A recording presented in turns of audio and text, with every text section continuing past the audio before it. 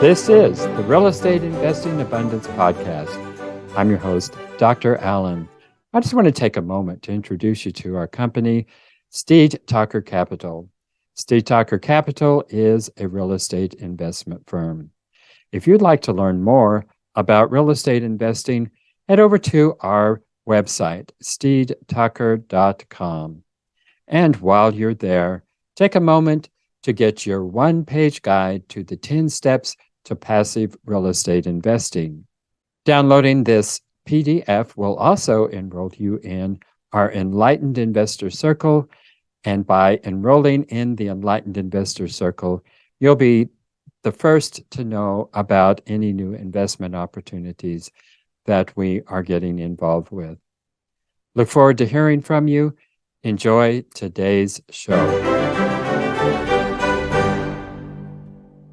Hello, enlightened investors. Welcome back to Real Estate Investing Abundance. I'm your host, Dr. Allen, and it's a pleasure to be back with you again today. And we're going to take a look, an in-depth look at how it is that we can make millions flipping land. Jon Jasniak is a land investor and entrepreneur who has bought and sold over 7,000 acres of land through over 700 deals, creating a $1 million land company from scratch. Jon teaches others how to buy and sell land, and most recently, he bought a small town in West Texas. So Jon, take us into the show and share a memorable experience that helped you to be who you are today. Well, first off, Alan, thank you so much for having me. Excited to talk about my world of land flipping here and how I've been able to do it and teach others how to do it and hopefully give some value to the audience. So kind of the first memory for me, I think that pops into mind is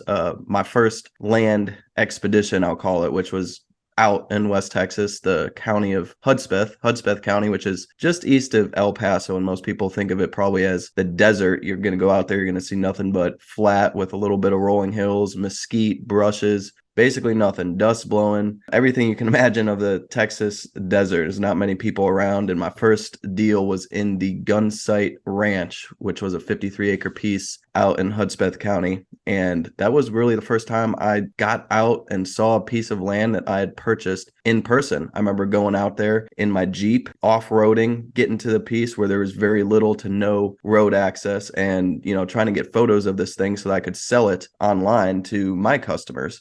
And lo and behold, I was able to sell it and basically double my money. And that was when I really realized that there was some potential to this land business and really got things kicked off, I would say. And I kind of, did more deals slowly but surely, snowballed from there, and was able to now grow a multi-million dollar land business. So it's kind of interesting. I was looking at some of those photos the other day, me in the Gunsight Ranch, and just beautiful skies, nothing but clear air and nobody around. So well, that is very interesting. That I am interested to know how in the world that you thought that you could sell a piece of land east of El Paso, Texas, out there in some of the most desolate country in the United States. Whatever made you think you could sell a piece of property there?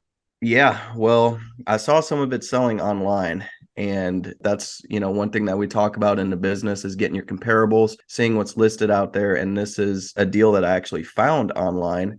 A guy was selling it for what I thought was a great price. He was actually located in Florida. And so I remember being in my office. I used to be an engineer.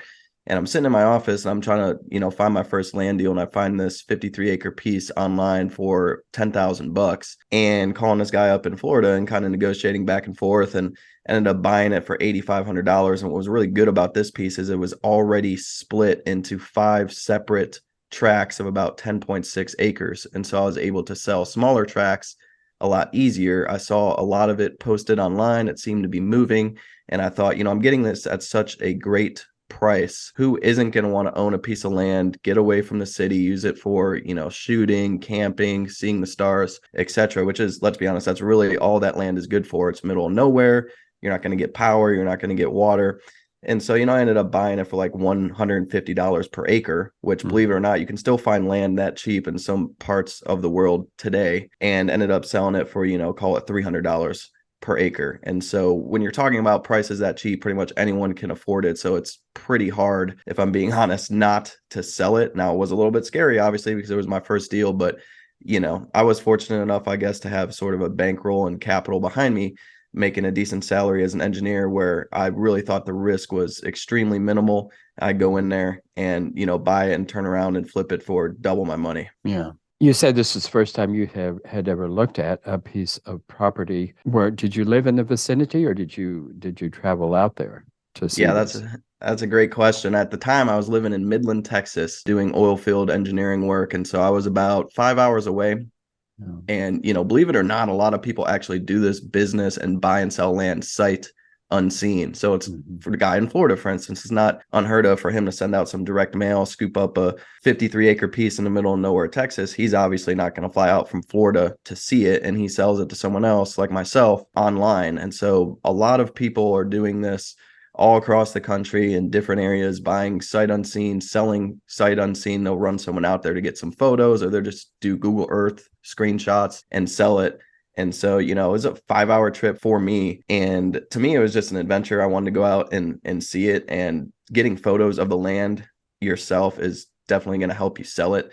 And it really helped me get boots on the ground in the area. And when you do that, I feel like you learn a lot about the land. You get to know the roads, you get to know the county, you get to know the people, all those sorts of things. So there's definitely value to seeing your land, although a lot of people never see their land and they buy and sell it sight unseen.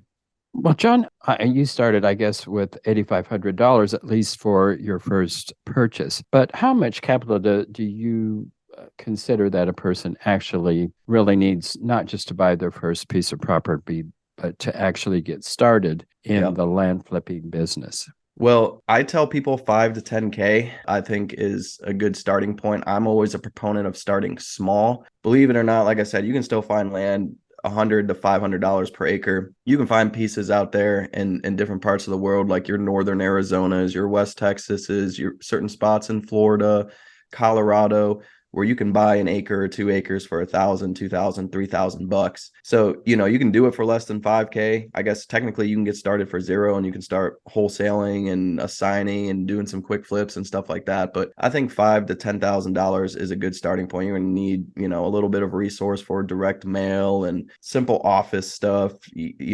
recording fees for deeds and blah, blah, blah. So you're going to need some money, but you could technically start with zero, but 5,000 to 10,000 is a good spot for any beginner, in my opinion. Even those who have huge bankrolls, like, if you're a millionaire, I don't recommend you go out and buy $1 million piece of land right away. Start small, figure out what the heck you're doing, and then you can scale up from there.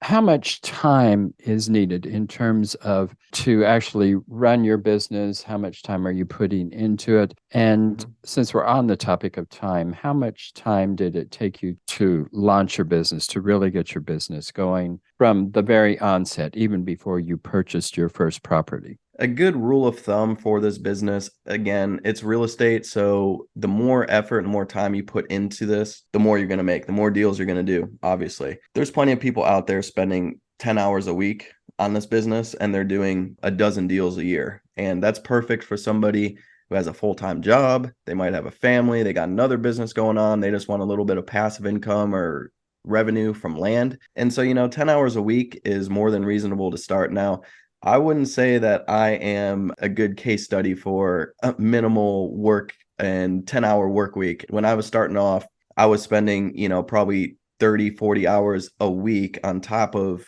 my day job and kind of intermingling time in between. I remember probably shouldn't be sharing this, but, I was in my office for my engineering job, but I was looking at land stuff. I was looking at deals, I was studying the markets, etc. So typical moonlighting or side hustling, 30, 40 hours a week is what I feel like I put in, which allowed me to obviously grow and accelerate my business a lot faster. And it's not really a normal case study. In my first year, I was able to I was looking at the numbers the other day, 13,000 per month in passive income is what I added my first year. And my total revenue for land my first year was over 200,000, about 250,000. That was me being blessed for having that capital to roll into the business, but also kind of like a psycho work ethic on top of my day job, which is not practical for everybody. But if you can put 5 to 10 hours a week into this business, you will do deals. I can guarantee it. And you're going to make an extra five figures, whether it's 50 or $100,000 a year on top of your day job, which is great for a lot of people. That's really moves the needle.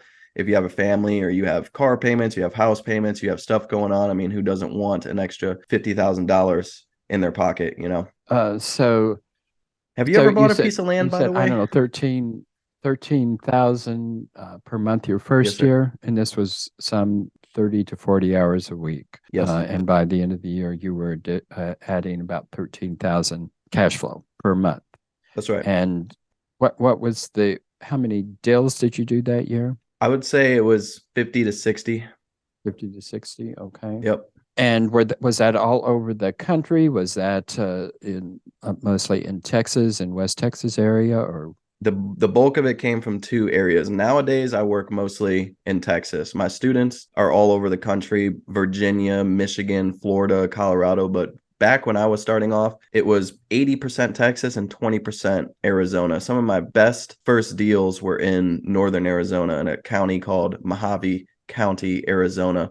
And if you were to pull up the county GIS map of some of the land in northern Arizona, it's pretty crazy. You're going to see thousands of 1 acre lots. I don't know who did it, who subdivided all that land, but if any reviewers are curious, go to Mojave County GIS map, pull that up and start looking around Kingman, Arizona, Dolan Springs, all that area. And that's a pretty much a land flipper haven. And you got a lot of people all over the country, in particular Las Vegas, who want to own just an acre of land in the desert for whatever reason. They want it for doomsday. They want it just to say they have it. They want to own a piece of land, and you can go out there and buy and sell land for $1,000, $5,000, $10,000 and turn around and double your money. And so some of my first deals were actually in Mojave County, Arizona. I remember buying a package of 6 lots in Golden Valley, which is just southwest of Kingman. And the deal, I was like so intimidated. It was like a $12,000 deal for these 6 lots. And I was like, man, I don't know if I can afford this. It's a little scary. And so I ended up buying it and ended up selling all those lots in 2 to 3 months to investors out of Las Vegas and doubled my money or more on every single lot. And crazy enough, nowadays, it's still the same thing. I know I got a great deal. I know I'm going to make money. I know there's going to be happy end buyers, but I still get nervous. Is this land going to sell? Are people going to use it? All of the fears that people listening to this would have doing their first deal, I actually, after 6+ years of experience and hundreds of deals, like I feel like those butterflies in my stomach. And we teach how to do your research, make sure it's going to be a good deal, you're getting it at a good price, the whole 9 yards. But at the end of the day, you don't really know until the land sells. And I found every single time the land sells, I make money. I've only lost money on I think 2 deals, and it wasn't because I bought the land at a bad price. It was for other reasons. And so I still get those fears, funny enough. And so to answer your question, I've worked in multiple different states, but mostly Texas. I love Texas. enlightened investors, if you haven't done so already, be sure and click that like button and also click that share so others can take advantage of the content. And finally, be sure to subscribe so you don't miss a single one of our upcoming episodes. What do you like about Texas? The economy, the weather, it's very favorable to landlords, although I wouldn't consider myself a landlord, but same type of deal. If I have a piece of land where someone stops paying me, it's very easy to take it back. I'm actually foreclosing 2 people right now. I have the notices ready to go in the mail today. So I send them notices. There's certain time periods and notices I have to give them. And then the first Tuesday of every month at the courthouse steps, you walk up there, you read off a foreclosure script, and you take your land back. So Texas makes it very easy. It's very friendly for operators such as myself. And the economy is good. People love Texas land. It's just a thing. Like if you're in New York, if you're in Michigan, if you're in Oregon, it's just something about Texas where all of those folks are like, I want to own a piece of Texas. It's just one of those spots. And I don't think that's ever going to go away. You've done very well here. So how do you scale the business? How did you start from one property in Gunsight Ranch in East Texas and scale the business to where you have it today? Yeah, so the best way to scale a land business, in my opinion, is to subdivide. So I got into subdividing land and buying bigger parcels in bulk, which offers a discount.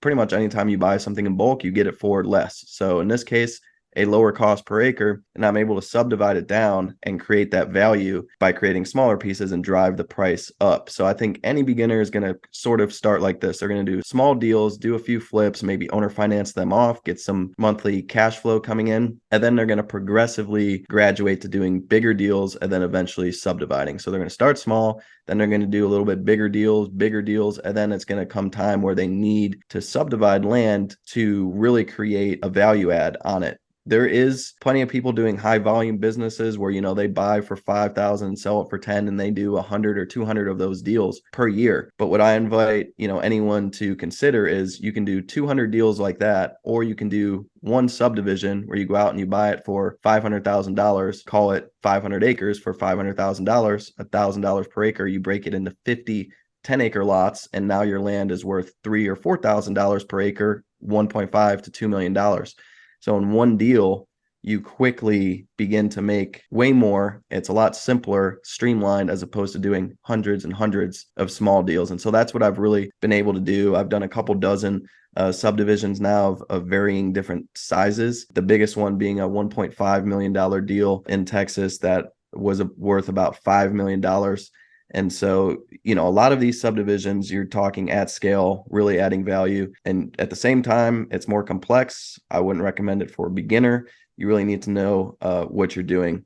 And that's my favorite strategy right now. I think there's a huge market for I like to stay outside of city limits. So like just close enough to the city, call it 30 minutes to an hour, but outside of city limits where the counties, the regulations become really simple. And a lot of times you're able to do pretty much what you need to break it down without doing any crazy rezoning or entitling or anything like that. In developing these subdivisions, how detailed do you get in that? I mean, obviously you do the survey to break them down into smaller lots. Mm-hmm. Do you survey in roads and electrical and perhaps gas? Do you do any of that, or is it just the basic breaking down into lots? It's a great question. And really how I like to break it out is there's two types of subdivisions. One is a minor subdivision and one is a major subdivision. When you're talking about a minor subdivision, that's usually just running a surveyor out there, and he's going to break it out into 10 plus acre lots. In a lot of cases, sometimes you can go smaller. All he's doing is marking off the corners and creating a plat map for each lot. And I like to do a plat index that shows the whole breakdown. And you don't have to go through any county approvals. Basically, what you're utilizing is county exemptions and rules that allow you not to go through a platting process. That's a minor subdivision. You can make a lot of money doing that. Oftentimes, it has great road access along road front. You apply road access to every lot, survey it off, and you're ready to sell it pretty much next day. Now, a major subdivide is everything that you touched on. If you're inside the city limits, you're talking, probably having to run sewer, power, water lines, etc. If you step outside of city limits with a major subdivision, it becomes simpler, but it's not as simple as a minor subdivision. So we're talking about surveying, going through a platting process with the county, probably having to build a road. I've done projects where I've had to build 5 miles of dirt road, run power. Oftentimes you're dealing with rural county county water lines. So you're dealing with like a water municipality and making sure that they can provide water to your lots and meters. The county's going to want to see that in writing. So it's usually a pretty simple process: survey off, build the road, run the water, run the power, and then that's pretty much it. I don't do any ground up infrastructure outside of building a road or making sure the water line's there. I leave that all up to my customers. So if they want to buy it, platted and approved as is, they can put a mobile home on it. They can do a site-built home, a barn dominium, put livestock on it, whatever they want to do. Or perhaps a developer is interested in it for homes or a land home package with a mobile home. There's a lot of different options when you go that route. But at the end of the day, I keep it as simple and minimal as possible. I don't drill water wells or do anything like that or put in septics for my customers. I leave that all up to them. It's mainly for economic purposes. I'm a big numbers guy, a big IRR and yield guy. So I want my yield, my IRR to be as high as possible. And it's been my experience when I start doing improvements and drilling wells for people, I just don't really see that added value on the back end. So I'd rather leave that all up to my customers. Plus, some customers don't want a water well. They just want a piece of land where they can store stuff on or whatever. So why would they drill a well? So everyone's different. Well, interesting. Different ways to look at that. Of course, I guess one big question is certainly for individuals who are starting to think about investing in land, how do you find the land? How do you determine really how you want to get started in it? And what kind of land are you going to get? And once Mhm. you decide that, where are you going to find that? I think you can do this business anywhere. And so, what I kind of recommend people do when they get interested in this business is to just hop on your Lands of America or Land Watch or even Zillow, which are kind of the main places. Mainly Lands of America is the main website for land. And just kind of start looking at what's selling and going on near you, whatever state you're in a few hour radius around you. Hop online and see what is selling and for how much and what's really going on out there. And you're going to be surprised that there's a lot of land for sale and a lot of land being bought. I think the demand for land is the highest it's ever been. We have pandemics, political unrest, economy issues, and there's always something going on. People want to own a piece of land. They want to be outside of the city. They want to have freedom and quote unquote the American dream, whatever they want it for. And so hop on Lands of America or Zillow and see what's going on near you. Now, you can find deals on there. I found plenty of deals online. A lot of my big subdivisions now, I actually find on the MLS because the land is higher priced, larger parcels. It takes a very specific buyer who's interested in purchasing that big chunk of land. A lot of times it's a developer or a subdivider like myself. So I do find a lot of those subdivisions online, probably 70%. The other 30% I find through direct mail. That's how you're going to find a lot of your smaller pieces to start, either direct mail or SMS texting straight to the landowners. It's obviously you're going to find the best deals that way, the off-market deals. So really what a beginner needs to do is get in, see what's going on near them, and then they need to start taking some action and contacting landowners directly, offering to buy their land at, depending on the price, depending on the piece, anywhere from 30 cents to 70 cents on the dollar. And they're going to find deals like that. The hardest part of this business, in my opinion, is doing your first deal. Once you get over that hurdle, I think it's really all downhill from there. You're going to learn all the processes. You're going to prove to yourself that this really is possible. So it's all about taking action and finding that first deal, whether it's through direct mail straight to landowner or you find a smoking deal online, which you can do. It's harder to do on the smaller pieces, easier to do on the bigger pieces to find them online, but it is possible. Well, John, tell our viewers and listeners what you offer in terms of your educational programs and how can they get in touch with you to take advantage of that. Yeah, I appreciate that. I'm on social media, pretty much every social media at Jon Jasniak. You'll find me. I do a lot of stuff on Instagram. I try to put out a lot of entertaining land content that's educational, but entertaining at the same time. I do mentor. I do have a course. I have private coaching where we have, dozens of students in there doing deals, some of them doing big subdivides like myself, multi-million-dollar deals. And we have a lot of beginners in there as well doing their first flips. I can and do teach it all and able to help with everything, whether you want to wholesale, subdivide, do your first flip, first deal, whatever it is. So my email is john@jonjasniak.com as well. Send me any deal you have. You want me to look over it. I answer all that stuff. I'll look at your deal for free and give you feedback. That's one thing about me. It's kind of weird. I just love looking at deals. Like someone can send me a deal and it's just, I don't know, it's like an art form for me. I love looking at it, giving advice, yes, no, good price, bad price, do it this way, whatever. So would love to help anyone who wants to reach out and needs some help. So, John, what advice do you have for anyone who is just starting out in land business?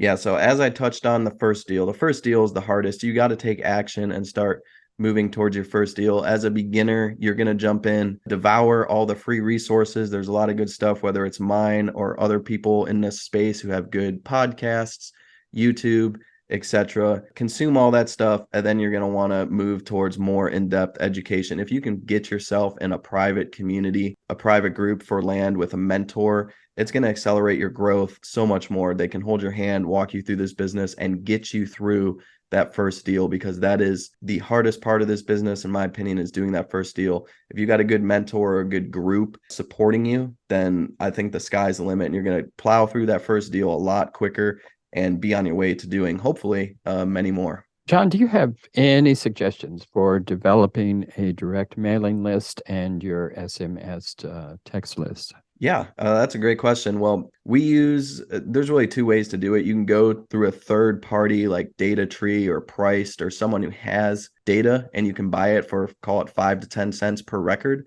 And you're going to target a county that interests you because all the records in real estate are kept at the county level. So you're going to go download a list and then send out direct mail. If you're really a hustler and want to do it for free, you can put the list together for free. Go to one of those county GIS maps that I mentioned, like Mojave County, and it's going to be linked up to the county tax system. And so you can literally start clicking on parcels and start manually scrubbing data for landowners and reach out to them directly. You can build a list of their name, address, the lot that they own, the legal description, and then you're going to skip trace and find their phone number, or you're going to send them a piece of direct mail. You can use a mailing provider like Rocket Mail or some of the others, or you can actually hand stuff envelopes, which we do sometimes on these mail campaigns for these large subdivisions. So if you put in sweat equity and the hard work, you can technically do it for free, manually scraping and stuffing envelopes. I guess you have to pay for the envelopes and the stamps, or you can go, the mass data poll route, buy some data from a data tree, the first American title product, and use a mail merge service and send out a bulk load of direct mail. So it's kind of the gambit of free to paid service, up to the user, I guess. Well, Jon, it's been wonderful having you. Very informative. Thank you so much for being with us today. Yeah. Well, thank you so much for having me, Alan. Enlightened investors, don't go yet. I have just a couple of quick requests. You know the drill. Like, share, and subscribe. But we also need your help to build our audience, so please go to your favorite podcast app and leave us a 5-star rating and review. I'll be most grateful. Until next time, prosper and live abundantly.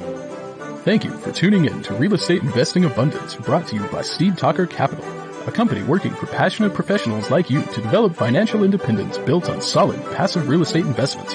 As part of our efforts to make the world a better place, Steve Talker Capital contributes to activities and organizations committed to better understand the equine. These endeavors attempt to enhance the human treatment of horses worldwide. Steve Talker Capital, working for a world where all creatures, great and small, flourish abundantly. For resources to develop your financial independence, connect with us at stevetalker.com.